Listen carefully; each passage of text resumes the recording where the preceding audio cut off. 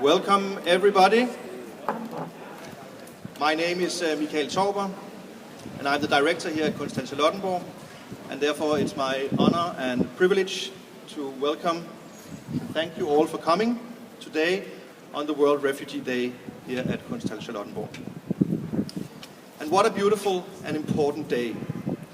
We are proud to mark the World Refugee Day here at Kunsthal Charlottenborg with the official inauguration of the Ai Weiwei piece, Soleil Levant, on our facade.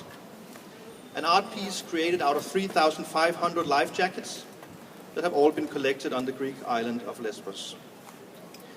We feel privileged that both the artist, Art 2030, Unhcr, Save the Children, Venligboerne, Turning Tables, and the Why Foundation have all chosen to work with us today. Thank you all. The program today is the following. First, we have a chance to hear more about the current refugee situation from the people who work with it every day here on stage. After these talks, food will be served by Mama Bushra from Venligboerne in collaboration with our restaurant Apollo Bar. Turning Tables will provide the music, today with DJ Massive from the Danish Asylum Center, Diana Lund and Curator. In our cinema inside, we will be showing the documentary My Escape. It will be shown every hour, 4, 5 and 6 o'clock. And a deep and warm thank you for all of you to make this happen. And also thank you to our sponsors, the Opel Family Foundation, Platform AS and the Danish Arts Council. But first, welcome on stage, all of you. Luise Faurschou, Curator and founder of Art 2030. Mogens Lykketoft, President of the 70th session of the United Nations General Assembly. Elisabeth Arnsdorf, Spokesperson Unhcr. And Rafat Al-Hamid, founder of House of Humanity. And Jonas Lindholm, Secretary General of Save the Children. Thank you all for coming here today.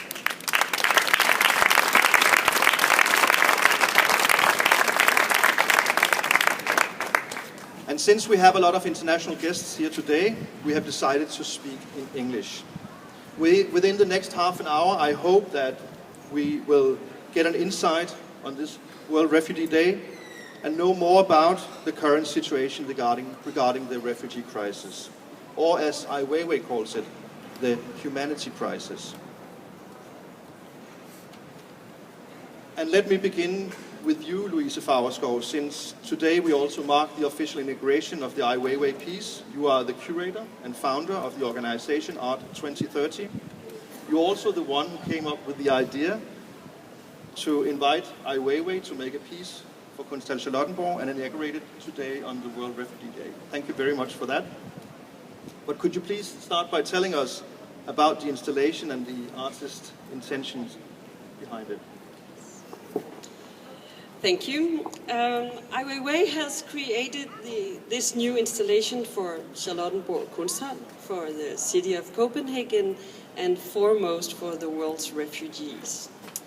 As you mentioned, it consists of 3,500 life jackets, all collected on the Greek island of Lesbos. They have all been worn by people in their effort of crossing the Mediterranean. I think it's a very touching piece. It shows so many stories, so many individual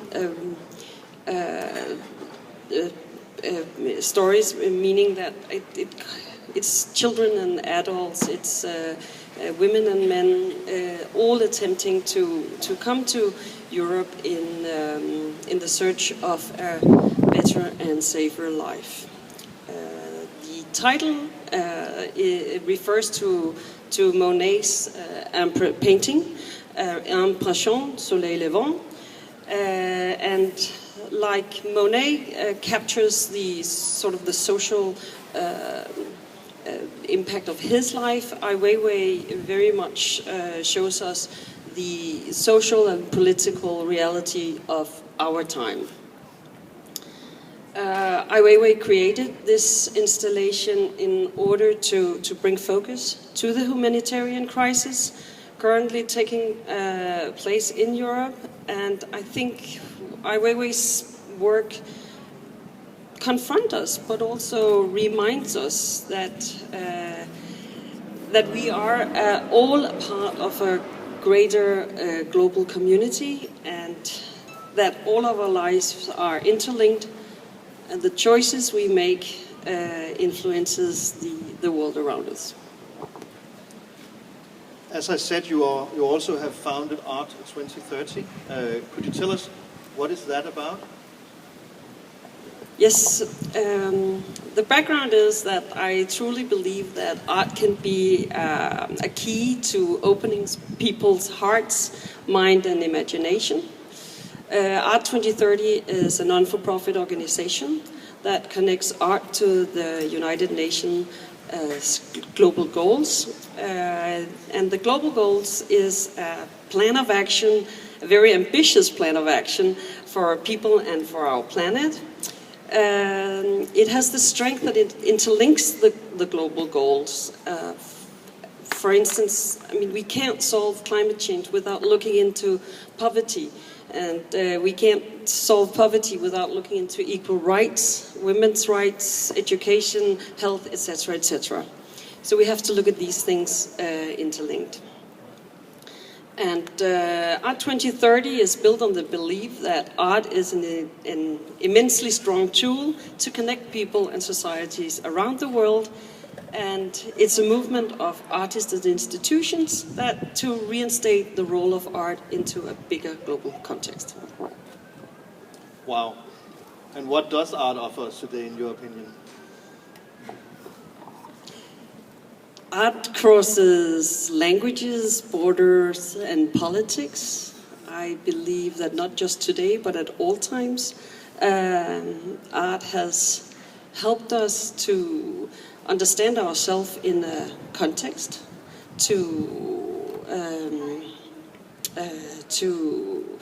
it speaks a very universal language and about our all humans' emotions and hopes and fears and lives. And as we today are experiencing massive global challenges, transformation that leads to migration, conflicts, hunger, etc. I think it is more than ever, perhaps, needed that we focus resources to eradicate poverty, to fight inequality, and to secure education and an urge for more environmental sustainability. And we truly believe that if we unite all of our individual contributions, we can reach a collective impact that is far beyond imagination and expectation.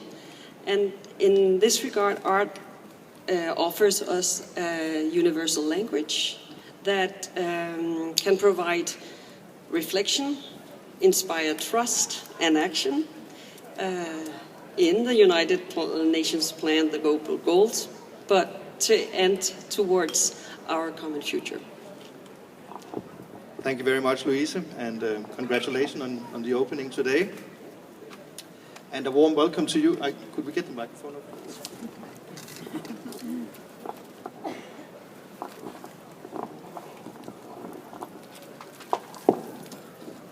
And a warm welcome to you, Mogens Lykketoft, President of the 70th United Nations General Assembly. Thank you so much for being here. We were allowed to borrow you from an event at the French Embassy, so I know you have to leave early. Fortunately, they are our neighbors. However, thank you so much for being here now.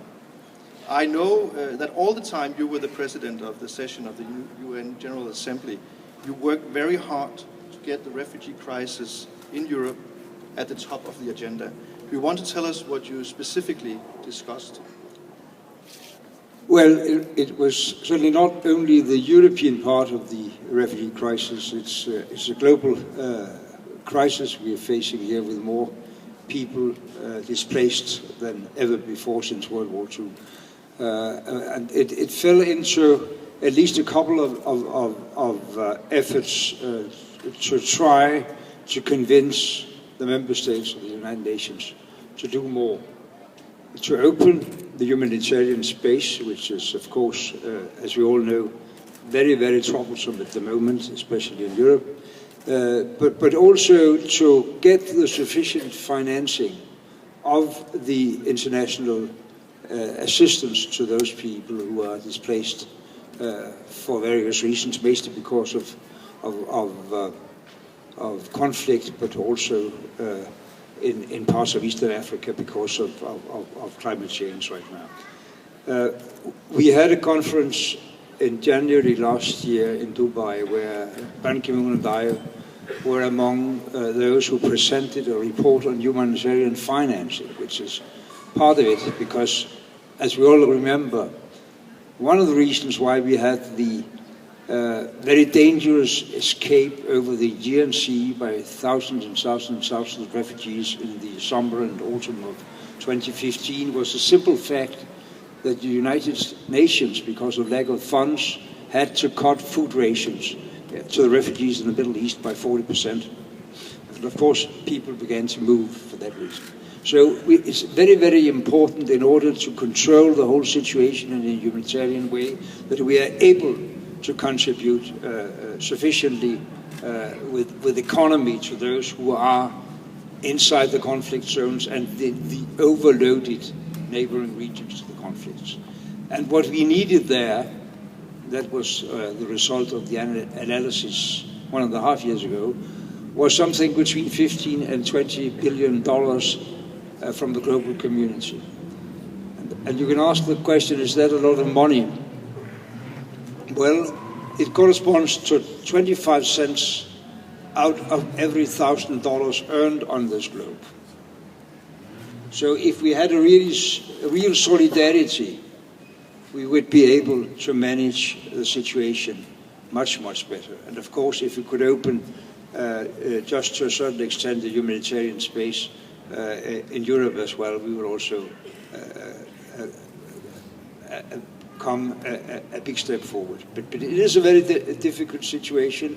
We tried to commit the member states more at the conference in September last year, the last major event I took part in as outgoing president, and I don't think we are there yet at all. It's a very, very troublesome and very, very appalling humanitarian catastrophe we are handling right now.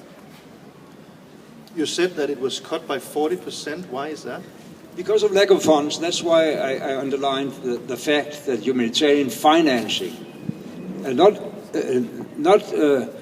that we receive all the refugees here. I don't think that will be possible. But we have to understand that when we make limitations on the access to the European continent, and we do that, you see that everywhere, including Sweden and Germany, the main recipients last year. When we do that, we have an extra urgent commitment to contribute much, much more than we do to the refugees in the regions affected and to the neighboring countries that are taking an unproportionately big part of the responsibility right now. I visited Jordan during my presidency, and if we should take as many refugees as Jordan, we should have received within the last 5 years 2 million refugees in Denmark, in proportion to what Jordan has done. And of course, that's totally unsustainable for such a relatively poor country. So it's about helping the refugees, not only with food and education for the children, but the possibilities to do something meaningful and earn some money and have a kind of human development where they are, and to help the countries that have taken upon them this huge burden of obligation to shelter the people. So a huge part of the solution, as I understand it, is money, getting more money. It's certainly yes. Did you from the UN see other solutions to this crisis right now? Yeah, but of course, what we ideally wanted in the UN during the discussions over 2015, 2016 was that we could replicate the system of much larger quotas of refugees as we had during the Vietnamese boat refugee wave back in the 70s and the 80s. But we have to realize that is very, very difficult at the moment to repeat that. For very many political reasons, I don't think I need to repeat them for you, but it's also part of this many people in this part of the world mixing together in a very, very unfruitful way the fear of terror and the fear of refugees, which is, of course, very bad for the refugees and very bad for the humanitarian efforts. Looking into the future, where do you think we are on this topic in the next 4 to 5 years? It depends really on the international community's efforts, not only to get the money for the affected refugees right now, but also if we can finally have political action to end the major crisis and wars producing the refugee waves. I mean, most of the people that has left Syria want to go back if peace is restored in Syria. And I think we have, all of us, an interest to help them doing that when peace finally is restored. But if we don't come down to the root causes of refugees, of people on the move, we will have maybe as big a humanitarian catastrophe in 5 years as we have now. And on that note, I thank you, Mogens Lykketoft, for coming. I know you have to leave to the French embassy, but we are very happy to have had you here. You're welcome to leave now. I know you are on a short... Yeah, should we give Mogens...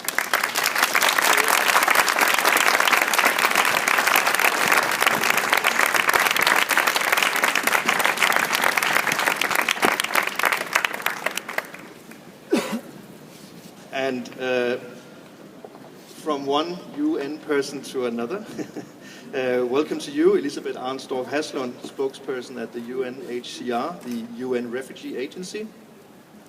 I know you have come here with the data, with the overview. How is the situation right now? So if we look at the global situations for the refugees, where are we right now in the factual numbers? Thank you, and thank you also for marking World Refugee Day, which is very important to us. This is a day where we are honoring the courage and the resilience of all those people who have fled from conflict and violence and persecution. But to get back to the question, what is the situation globally? And I can give all of you here a very telling impression, because the time that I've been speaking in the microphone, at least one person somewhere in the world has been forced to flee their homes. That actually happens every 3 seconds. Yesterday we had our annual global trend report out, and again this year the numbers are record high. 56.6 million people are forced into displacements worldwide.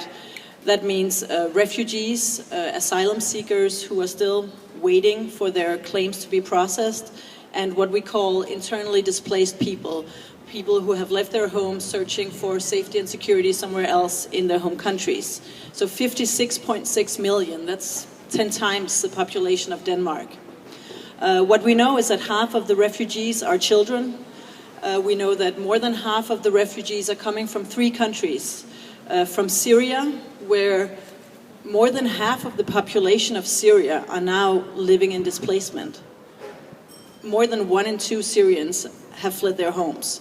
They're coming from Afghanistan, and they're also coming from South Sudan, where we are at the moment seeing the most rapidly developing refugee crisis. If I just look at the European situation and the situation in the Mediterranean Sea that the artist wants to draw attention to, Last year we had the highest number of casualties at sea in the Mediterranean. More than 5,000 people lost their lives at sea. And so far, unfortunately, the reports from 2017 show that the numbers are not going down. Just last night, we had reports of 3 new shipwrecks, and already in 2017, more than 2,000 people have died or gone missing trying to reach Europe on the Mediterranean. So that's more than half of the life jackets here. And so what we are urging from the UNHCR is that we find more safe pathways into Europe. We need more resettlement, what we know in Denmark as quota refugees. We need more family reunification. We need other safe pathways, for instance, through private sponsor programs and education programs. And I mean, these are very high numbers, and all these statistics and figures, it can be hard to grasp. But just think that these are actually human lives we're talking about. So when you go out and you see the artwork afterwards, just take time to just think about that inside each of these 3,500 life jackets, there's been a human being. All these numbers and the development sounds awful and very disappointing. Is there no kind of positive development at all? Yes. There is some positive development. I mean, for 3 years we've seen record high numbers of global displacements, but from 2015 to 2016, this growth has slowed down for the first time in recent years. We are also seeing refugees who are able to return to their countries of origin. Last year was 500 million, no, 500,000, sorry. 500,000 people were able to return. And I mean, not always under the most durable conditions, but they are able to return home. And we heard before Mogens Lykketoft talk about the work that's been done in the UN. We have seen the New York Declaration from September last year, when all countries of the world were actually joining together and promising to work for solutions. I think also what we need to recognize, and that cannot be measured, is the hospitality and all the initiatives coming from civil society, from businesses, from grassroots, NGOs and individuals who are joining forces in welcoming refugees and giving them a chance to integrate and create new lives for themselves and their families. And we shall remember those efforts also as something positive in this situation that is very bleak. Indeed, and some of these people are here today, so thank you very much for that. You mentioned some of the solutions that you see from the UN, but what when you see into the future, what kind of solutions should we go for? I mean, I can't really talk about what's going on the highest levels of the UN, but what we are calling for in the UNHCR is more solidarity. The fact is that even if we are receiving refugees still here in Europe, the fact is that 84% of all the world's refugees are hosted by developing regions. They are not here in Europe, contrary to maybe popular belief. If we look at Lebanon, for instance, a country with a population that's smaller than Denmark, they host 1 million refugees. In comparison, in the whole of Europe, where we are 700 million people, even more, last year we hosted 5 million refugees, and 3 of them were in Turkey. So that calls for global solidarity, global responsibility sharing, especially because the conflicts that are forcing people to flee their homes, they are more violent, they are more complex, and they are more prolonged. So we will not have peace and political solutions tomorrow. So the world needs to prepare itself for a future where still a lot of people will be in need of international protection.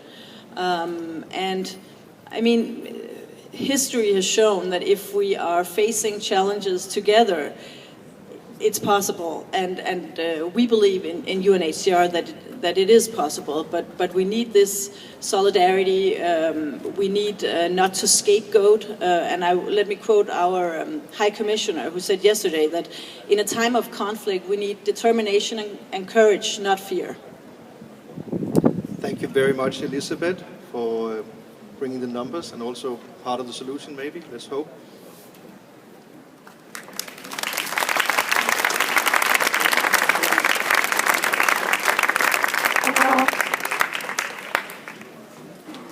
And then welcome to you, Rafat Al-Hamid. You are the founder of House of Humanity, and you are yourself a refugee from Syria. Yes. Could you please start by telling us your story? How did you come to Denmark originally? So, hello people. First of all, it's gonna be a little bit nervous because to be honest, this is the first time I'm talking about my own story in the front. It's like a public. Yeah. Forgive me if I got messed up. Yeah, before the war started, I never thought about leaving Syria. I had just been accepting just losing families, losing business, losing family members. And the life it was great. And the revolution started. When the revolution is start, it became dangerous to be a symbol. It's like a man. It's like really dangerous. If you can go out to visit your uncle, if to visit your relative, probably will be disappearing. Probably will be gone. It's like from a bolt of sniper. Our probably will be gone from checkpoint. They will catch you, put you in the prison. I traveled to Lebanon. When I traveled to Lebanon, I was thinking that things will become down, but they didn't. More friends disappeared, family members died, and they keep dying. So I was thinking just like a normal person. It's like the others. I should find it's like peace. I should live. I should live. Sorry, it's gonna be really hard. Yes, it wasn't really safe in Lebanon either. There's no chance to live there. And it's not safe. And we weren't, and people like made it sure we know it. Yeah, we know it in Lebanon. It's not safe. There's no chance to live there. And we went there to work. They refused us because we are Syrians, because it's not our own country. So it's like the thousands of the others. I decided I want to try to, I should see my luck, if I'm lucky or not. Finding like peace, safety, and security in Europe. I know I had to best death to find life. Sorry. I took a flight, which was the flight Syrian. We made it to Algeria. From there, they picked us like in small trucks like sheep. They drive like more than 12 hours in the desert. The same situation again. They bought us like in sheep. They drive to Niger. The same that to Libya. And after that in Libya, in Libya, I spent like more than 2 days. I just waiting to get aboard. They bought us like small dinghy. Then they drive like more than 10 minutes. Then they bought us like in a wooden boat. In that wooden boat, we was like more than 500 people.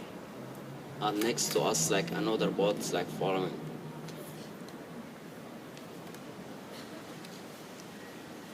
It was following next right to us. That boat is not made. It was a simple boat. It's like fishing mans. They're not gonna take it because this boat they made it for one shot. It's like for one time. Nobody can use it again. And after we start, like as it was with us, a Somalian woman. Yeah, until now I remember her. It was a Somalian woman. She got breath inside the boat. And we sit next to I was sitting next to the burning hot engine, filling the bucket of the water, handle the people upstairs just to give them the water, just they drop it back to the sea. It was blue. You look around, it's blue. We look up to the sky, it was blue. We look down, it's blue. I was thinking there is no life after this blue, to be honest.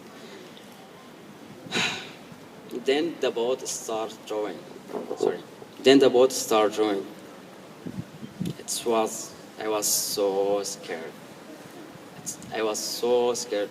Not really for me, for the whole kids around me, for the families, the people they doesn't know why they're gonna be drawing. I just was keep asking myself, all of them they gonna die now. Why? What the reason? Just then we got rescued with this like a huge ship, Norwegian ship. Then they brought us to Italy, and from Italy I took the train to Milano, and from Milano I made it to Belgrade, then to Holland, then to France, then to Germany, and finally I made it to Copenhagen. I went to the asylum service. I got my asylum. And that time I can't trust myself, like I'm survive again. And that the whole way, when I was taking the train, throughout all the whole time, it was really, really unsafe. Because even I got sleep, if I slept in the way, even inside the train, I will get caught. I can't. So sometimes probably I take small nap at the bathroom. Sometimes it takes like small nap at the park. Or sometimes like under the seats, to be honest. I found life. It was safe. It was really safe. Then I was like breathing like a normal people. It wasn't scared again because probably now I can walk around, nobody can catch me. I can go out, see my friends, my families. There's no spies, no sniper. I'm not gonna be scared. There is no bombing. There is no airstrike. And thank you so much. Thank you so much for this amazing country. I really appreciate it. There is no word to say it again for this safe country.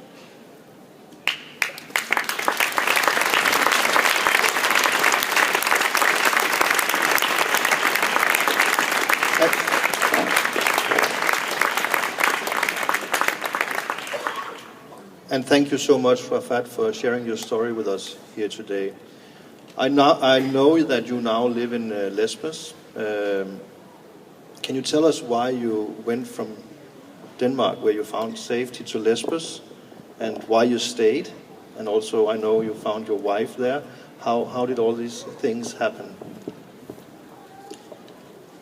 So there is always like a small certain experience that leave you, but from that moment, whenever it's gonna be, it's like the same. It was like things always were gonna be forward. That things will be never be the same. If I had service, I have so many service things in my life, but there is not that stands like out from the rest. It was 11:30 p.m. at night. I have my cousin, his name is Naif. All the time he called me. But that phone call, it was like a normal call. Then when I answered, he told me it was a wooden boat was sank. He had his sister and her husband and 4 kids. Earlier, we got the 2 kids, they got rescued. It's like 10 years old and 12. But the small 2 kids, they got missing with the parents.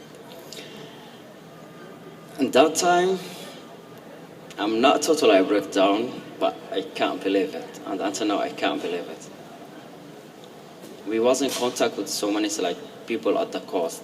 And there is so many friends in Denmark that was in contact with me. They helped me so much just to activate to get any answer. We was so confused just to get any answer from that time. Just, we should do something. I published in a Facebook, it was like Arabic group, they call it Karajat Shantatin. And then I got like a comment from so many friends. And in that time, I found, not that she found me, then she took on the case. Then she got another call from Lesbos after she got a contact with so many independent volunteers. That call, they told her, they found the body, they showed up on the beach. They died.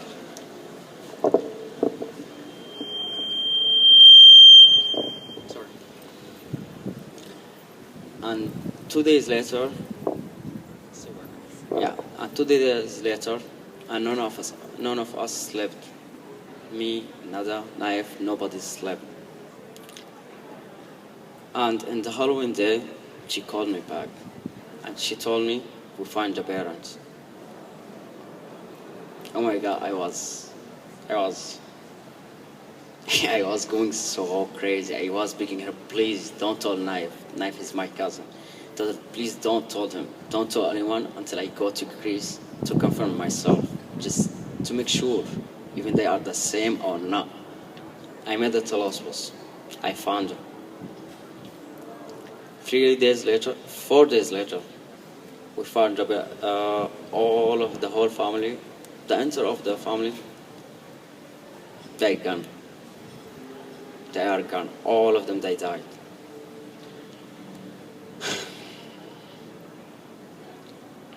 Sorry, I'm a little shaky.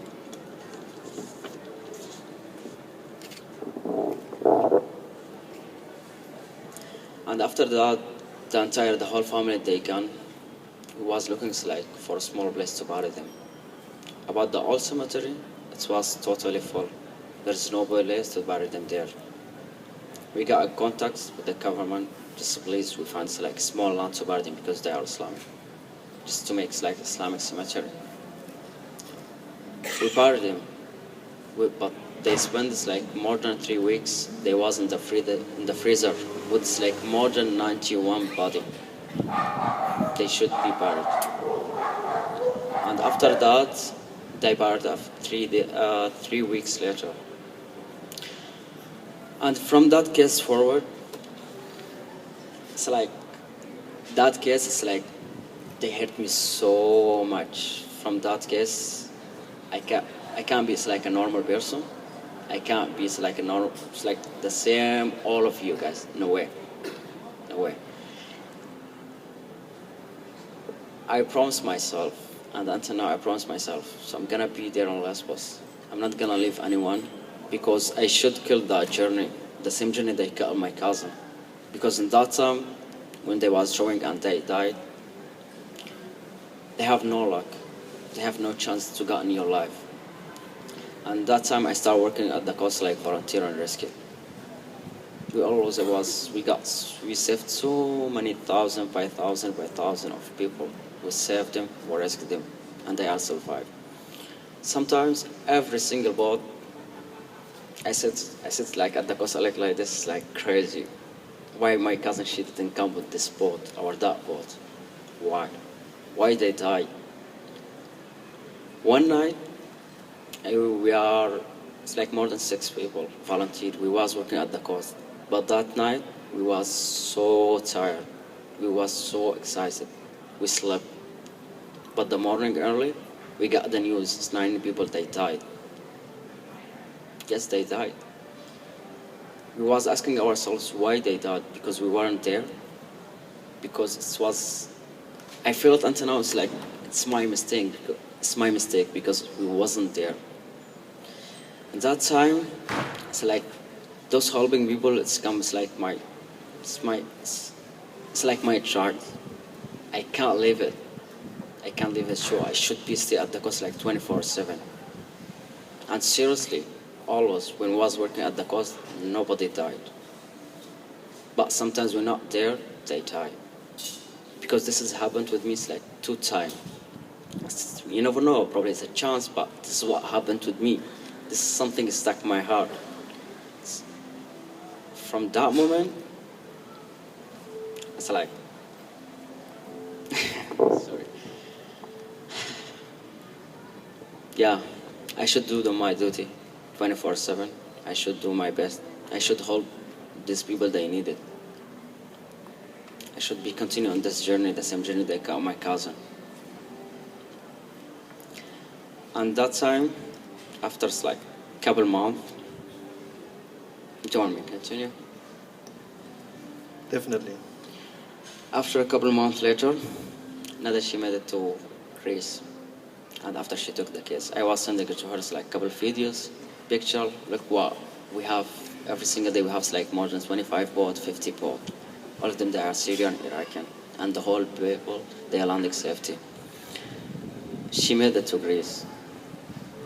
We was working together. We was helping people together. We was rescuing people together. We was doing everything together. And it's like, my addiction, it can be her. Then, both of us, we was doing everything together. Then we fell in love. Yeah. So from that forward, we moved a little bit to do like another things, because there is not the same last year. The situation now in Lesbos, it's really horrible. We don't have every single day, so like more than 50 boats, 25 boats, no. After they closed the border, the whole people that are stuck there.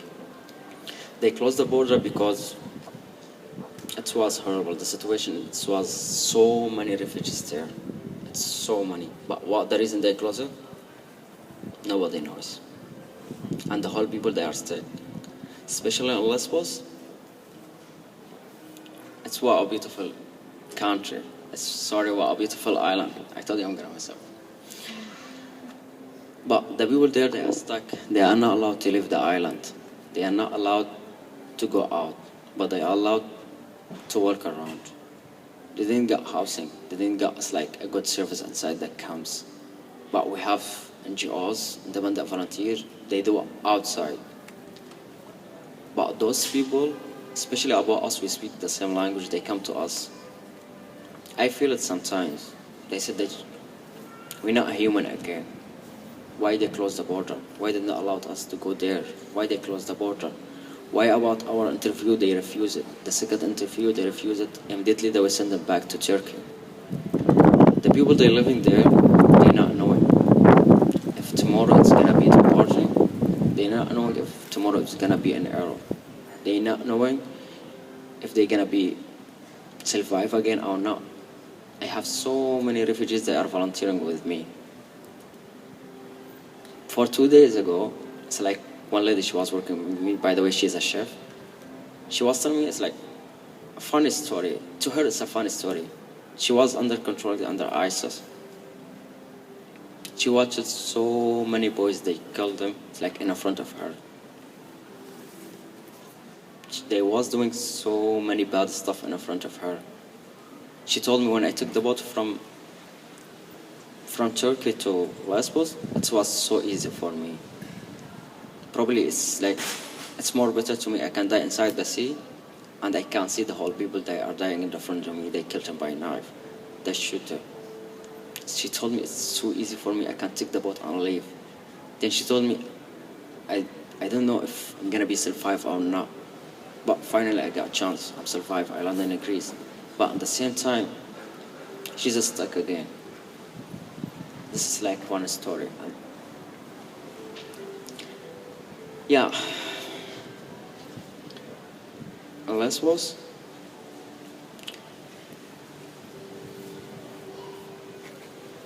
Lesbos is like my homeland.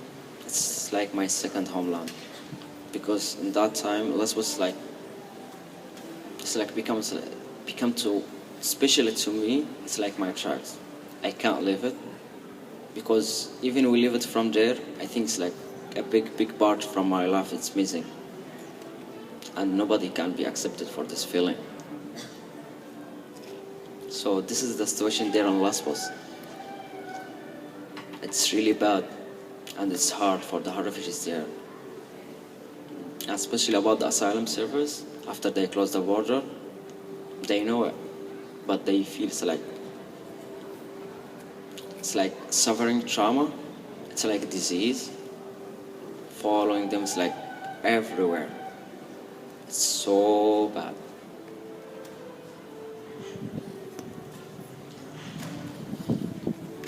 Thank you for sharing your story, Rafat. Thank you so much, and thank you so much, guys. I'm sorry, but I got a little bit messed up because I'm a little bit nervous because this is the first time for me.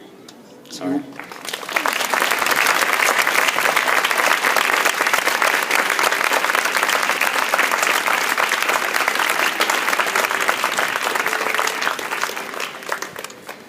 And thank you for coming back to Denmark all the way from Lesbos and sharing your story with us.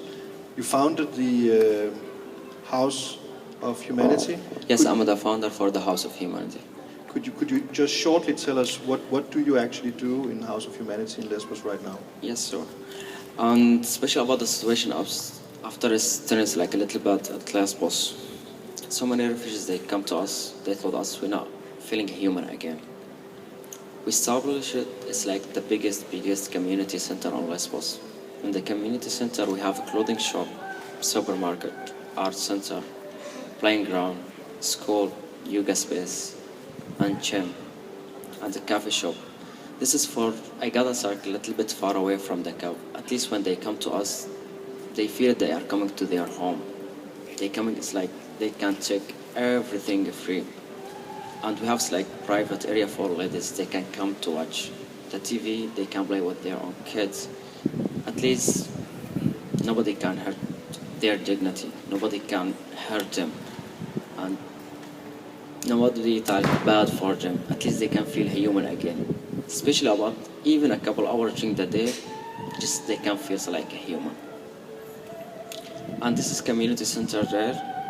It's the safest place for the whole refugees there.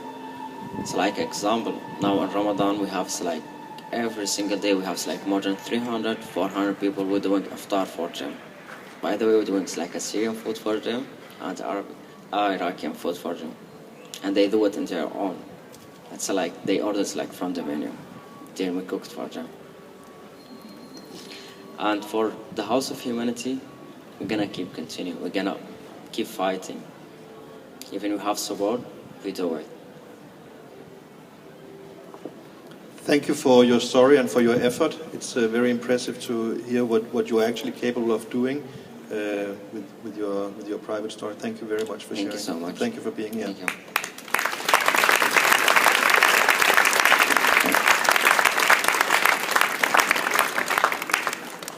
And Jonas Lindholm, now I turn to you. You are the Secretary General of Save the Children here in Denmark, and thank you for being here. Right here where we are sitting is where we stacked all the life jackets when they arrived, and we had to build up the Ai Weiwei piece on our facade here. And none of us installing it has been as close to Lesbos as Rafat. But what really hurt us when we were walking around in all these life vests were that some of them had small Arabic poems. Some of them were still dirty after the trips. And some of them were, I brought one of them. A lot of them were this size and even smaller, down to baby size.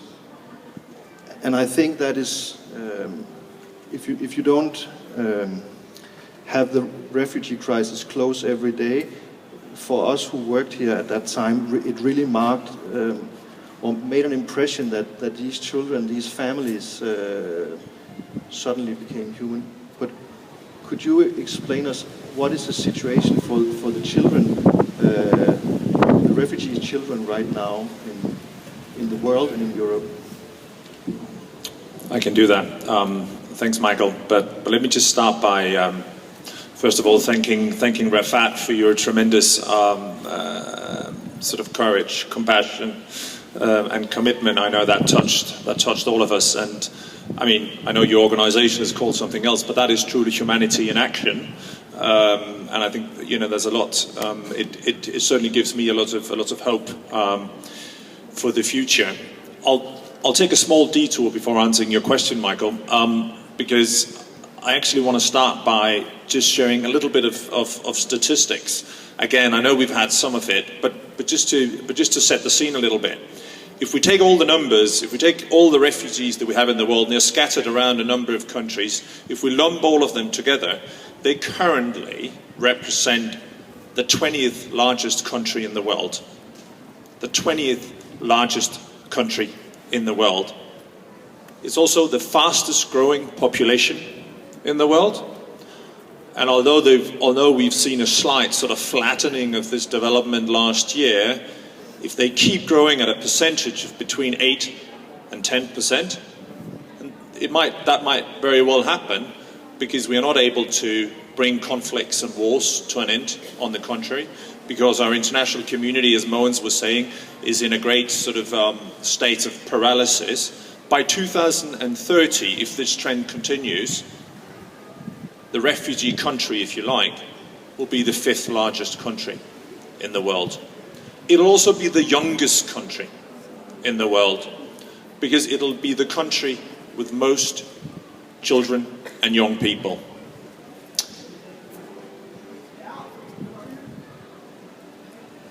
That was 6 seconds. A child was just uprooted in those 6 seconds. Every 6 seconds, a child is forced to flee from violence, from persecution, or from great deprivation. Children with no stake in any conflict or in any war, it is not their war. Yet they are the greatest victims. The smallest suffer the most. Many of these children, as I said, are on the move. Majority move within their country, as we've heard. A number of them move outside their country. There's a lot of characteristics for children who are forced to flee. Most of them are denied some of their basic rights. They suffer from great forms of abuse and violence. They are denied their right to education. They very often fall in the hands of smugglers and traffickers, who put them through all kinds of sort of damaging treatment in terms of child labour, prostitution and other forms of violence. And very often these children separate from their families. Very often they travel alone, they stay alone, and as such are some of the most vulnerable, some of the most fragile refugees. And often they have no choice but to embark upon really dangerous journeys. Journeys over land or journeys over water. Some, but really only a minority, travel to Europe. Some of them wore this vest. It's emotional for me to see this vest. I've seen a number of these life jackets. I've seen teddy bears in the waters in Europe. I've seen suitcases. I've seen belongings of children. We don't know if these children actually made it. We don't know if these children, of the child that wore this vest, actually made it alive to Lesbos, or whether that child died. So that vest carries a story. Many of the children that made it, unfortunately it is the majority that still make it, they each have a story. But we cannot forget that every day 2 children, so 2 human beings at the age of 0 to 18 die in the Mediterranean. They die en route, they die on the way to safety in Europe. We can save them. But leaders of Europe are so intent upon protecting borders, protecting European borders, rather than protecting lives. And what we often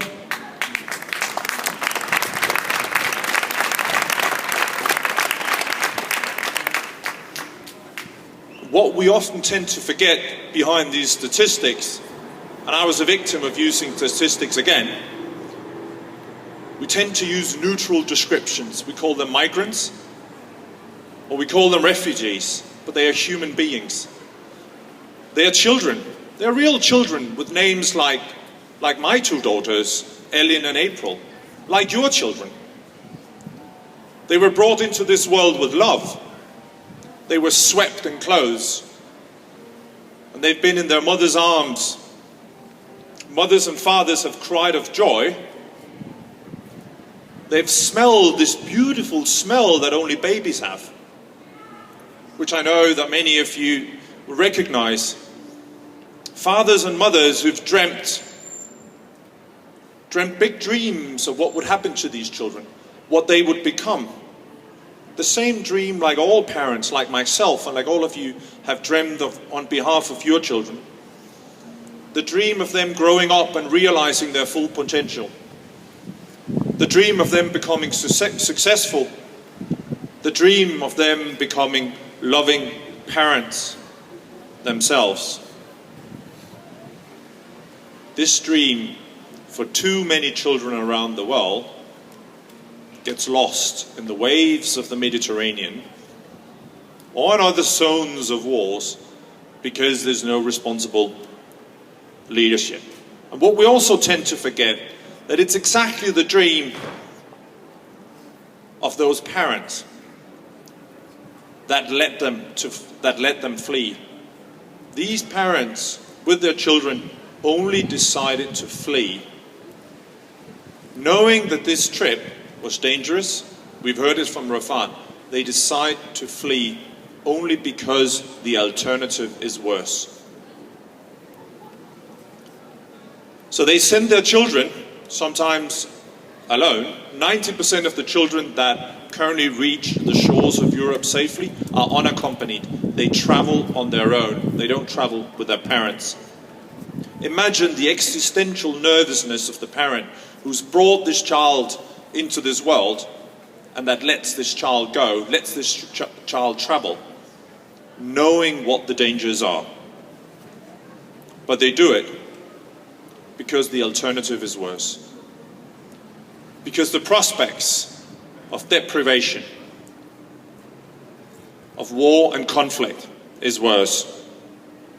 And yet we allow children with names, children with potential, and children to with resources and with dreams, to die at the doorstep of Europe before their life has really started.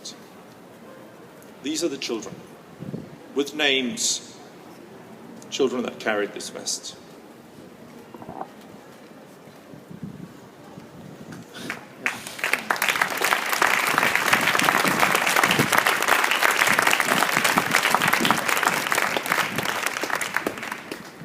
I know you at Save the Children work with this conflict and this terrible situation every day.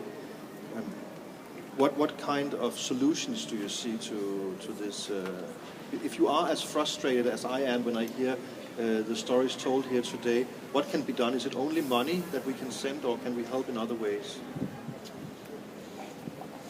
It's true. This is the largest refugee operation for Save the Children. We are the largest independent aid agency in the world. So what can we do? And I'll actually put this to you. The most important thing you can do, and which in many ways this is the true value of Ai Weiwei's art piece in my world, is that what I would say to you is don't forget. There's a real risk. We're already seeing this now. We're into the sixth year of the conflict. There's a real risk that the conflict in Syria becomes trivial. And it becomes every day. We're already seeing news coverage is going down. We're already seeing that resources going towards the Syrian refugee population, whether it's inside Syria or neighboring countries, is declining. Currently, only about 30 to 35% of the humanitarian needs, and these are basic humanitarian needs, are only being met. So don't forget these children. They are children just like your own, with names, with dreams, with potential. I think that's my first sort of plea to all of you. And it's a plea that you will have to sort of commit to for probably another 11 years Because currently, with the paralysis that we are seeing in the UN Security Council, it takes about 17 years for a conflict to be stopped. So if Syria stays within that statistic, we will see a war that will continue for another 10 years. And add to that Yemen, South Sudan, Central African Republic, Somalia, and what have you. You need to ensure that this is not forgotten, that politicians, policymakers, do not forget the refugee children, that they continue to care for the plight of children. And then coming from an NGO, I have to say this, but I actually mean it, don't stop supporting the organizations. Some of us are represented on stage tonight that actually save lives, that protect children and adults, and that help educate them. We bring hope to these children. And by supporting agencies like ours that work inside Syria, often risking our own lives, we actually make miracles. By supporting organizations like ours, you don't change the course of the conflict, but you can certainly change the course of a life. And that's worth it. So keep doing that. Keep holding your governments to account for constantly providing resources to help these people. And hold them to account more than anything to try and bring an end to these atrocities that happen in the countries I just mentioned: Syria, Iraq, Yemen, Central African Republic. And also ensure that you hold them to account for sticking to the current regime of human rights and humanitarian law that we have. There are lots of voices, even in this country, over the last couple of years that we should probably revise the international humanitarian law. We should change the Refugee Convention because it's not convenient for us any longer. We cannot let the scaffolding of human rights fall just because it's inconvenient for the rich countries to have too many people in need knocking on our door.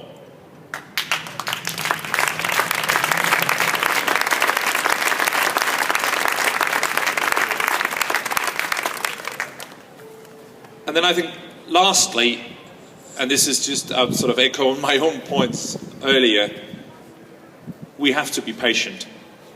The conflict in Syria, and those of you that follow it will know this, will not be solved tomorrow. There are no quick fixes to what is a historical refugee crisis that we're seeing, not just in Syria, but in some of the other countries. We have not had so many humans on the move since the Second World War that we currently have. So there are no quick fixes, there are only long-term and really comprehensive responses and strategies. This will cost resources, as Mogens said. It will take many years, and it will require all of us, you as individuals, institutions like the UN, NGOs, the private sector, and all of the governments to come behind this. There's no doubt in my mind that we, as a world, as a society of resourceful world sort of citizens, we will need to get behind the idea of a Marshall Plan for Syria, of another comprehensive support package for Syria, just as Europe benefited from a Marshall Plan after the Second World War. The story of Europe, the story of Japan after the 1940s, the story of Korea after the 1950s is a story of humanity in action. It's a story of a rich part of the world catering for the plight of people in need, children as adults. That's the kind of courageous, comprehensive and long-term plan that we need to come up with, that you need to ask politicians to come up with, to resource and to execute in order to give children back their childhood and in order to bring some peace into this morass that we're currently in. Thank you.